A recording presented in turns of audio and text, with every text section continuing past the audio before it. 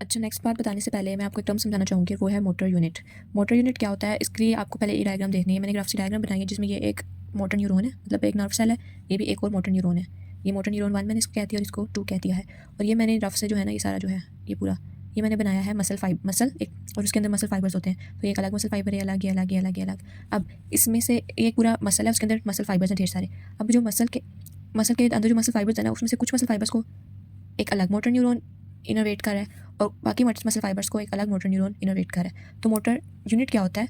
Single motor neuron. ये हो गया एक अदद motor neuron, single one motor neuron, and all the muscle fibres it innervates. ये सब मिलकर बनाते हैं मोटर यूनिट। मतलब कि ये 3 मोटर मसल फाइबर्स और ये जो एक अदद मोटर न्यूरॉन इसको इनर्वेट कर रहा है, ये पूरा हो गया एक मोटर यूनिट। फिर ये वाले मसल फाइबर्स और ये मोटर न्यूरॉन इनको इनर्वेट कर रहा है, ये हो गया एक अलग मोटर यूनिट। तो मोटर यूनिट क्या हुआ? Single motor neuron and all the muscle fibres it innervates is called motor unit. अब अगर एक मसल है उसमें ढेर सारे मसल फाइबर्स हैं और मसल फाइबर्स को डिफरेंट मोटर न्यूरॉन्स इनर्वेट कर रहे हैं, मतलब एक मसल के पास अंदर ढेर सारे मोटर यूनिट्स हैं।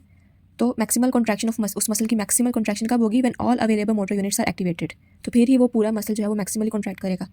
और जितनी ज़्यादा हम रेजिस्टेंस देंगे किसी मसल को, उतनी ज़्यादा उस मसल की स्ट्रेंथ इंक्रीज़ होगी, और जितनी मसल में स्ट्रेंथ होगी उतनी ही मसल की कॉन्ट्रैक्शन ज़्यादा होगी। तो मतलब increase muscle resistance, increase contraction. और फिर एक रेजिस्टेंस ऐसी होगी जो हम एक्सटर्नल रेजिस्टेंस देते हैं, उसमें से एक रेजिस्टेंस ऐसी होगी जिसको देने से मसल जो है वो मैक्सिमली कॉन्ट्रैक्ट कर जाएगा, मसल के सारे मोटर यूनिट्स एक्टिवेट हो जाएंगे और वो मैक्सिमल कॉन्ट्रैक्ट करेगा। तो वो रेजिस्टेंस को फिर हम क्या बोलेंगे? मैक्सिमल रेजिस्टेंस, जिस पे मसल मैक्सिमली कॉन्ट्रैक्ट करेगा। अच्छा, एक ये बात है कि जितनी ज़्यादा हम रेजिस्टेंस देंगे ना मसल को, उतनी ज़्यादा मसल स्ट्रेंथ मसल की इंक्रीज़ होगी और उतना मसल स्ट्रॉन्गली कॉन्ट्रैक्ट कर पाएगा। तो इसका क्या मतलब हुआ कि muscle strength is directly proportional to resistance given. जितनी रेजिस्टेंस दी मसल को, उतना ही मसल स्ट्रेंथ इंक्रीज़ होती गई। अब अगली बात समझाने से पहले मैं बताऊंगी कि एंटागोनिस्टिक मसल्स क्या होते हैं। एगनिस्ट मसल वो होते हैं, इसकी एग्जाम्पल जो है वो इससे दूंगी। ये ना मैंने एक बहुत रफ सा एल्बो जॉइंट बनाया है, ये है एल्बो जॉइंट। इसमें जो बाजू है वो बेंट हुआ है, ये फोर आर्म है, ये फोर आर्म है और ये आर्म है। ये बाजू बेंट हुआ है, ये बाइसेप्स बनाया है और ये मैंने ट्राइसेप्स बनाया है। अब जब जो फोर आर्म है वो फ्लेक्स पोजीशन में है, तो इसका मतलब है कि बाइसेप्स कॉन्ट्रैक्ट कर रहे हैं, शॉर्टेंड पोजीशन में है, इसलिए वो थिक है। और जो ट्राइसेप्स हैं वो रिलैक्सड हैं और लेंथेंड है, इसलिए वो तरह थिक बनाए हैं क्योंकि वो रिलैक्स हैं।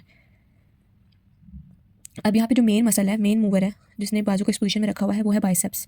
तो इसको हम एगनिस्ट कहेंगे जो कि मेन मसल है, प्राइम मूवर है। और उसका जो ऑपोजिट मसल है जो कि उसकी ऑपोजिट काम का है, जिसका काम बाजू को एक्सटेंड करना है, वो है ट्राइसेप है, तो उसको हम एंटागनिस्ट कहेंगे। एगनिस्ट का जो ऑपोजिट मसल होता है उसको एंटागनिस्ट कहते हैं। तो ये बात कर रहे हैं कि अगर कभी जॉइंट में स्टिफनेस आ जाए और जॉइंट एक स्पेसिफिक पोजीशन में रह जाए, लाइक बाजू जो है वो ऐसी बेंट पोजीशन में रह जाए, फोर आर्म फ्लेक्स पोजीशन में रह जाए, तो इसका क्या मतलब होता है कि जो बाइसेप्स है वो कॉन्ट्रैक्टेड या शॉर्टेंड पोजीशन में रह गए हैं, बाइसेप्स टाइट हो गए हैं, और जो एंटागनिस्ट जो कि ट्राइसेप्स हैं वो लेंथेंड या रिलैक्स पोजीशन में रह गए हैं। तो अब हम इसकी ट्रीटमेंट कैसे कर सकते हैं?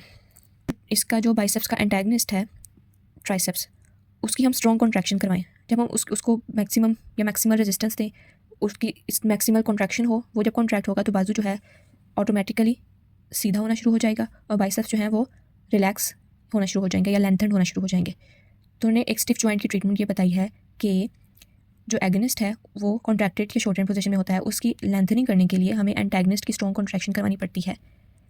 इस तरह से स्टिफ जॉइंट जो है उसकी रेंज ऑफ मोशन रिस्टोर होती है, वो नॉर्मली रिलैक्स और नॉर्मली जो है वो मूवमेंट कर पाता है। तो ये जो लाइन बुक में लिखी हुई है, लेंथनिंग रिएक्शन ऑफ टाइट और shortened muscle is obtained by strong contraction of antagonist muscles to restore the range of motion of stiff joints.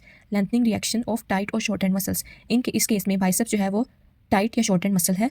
इसकी लेंथनिंग कैसे करेंगे हम, कैसे ऑब्टेन होगी? जब हम एंटागनिस्ट जो कि ट्राइसेप है उसकी स्ट्रॉन्ग कॉन्ट्रैक्शन करवाएंगे एंटागनिस्ट मसल की, तब हमारे पास इसकी लेंथनिंग हो जाएगी और जो हमारा स्टिफ जॉइंट है एल्बो जॉइंट, उसकी रेंज ऑफ मोशन, जो नॉर्मल रेंज ऑफ मोशन है वो रिस्टोर हो जाएगी।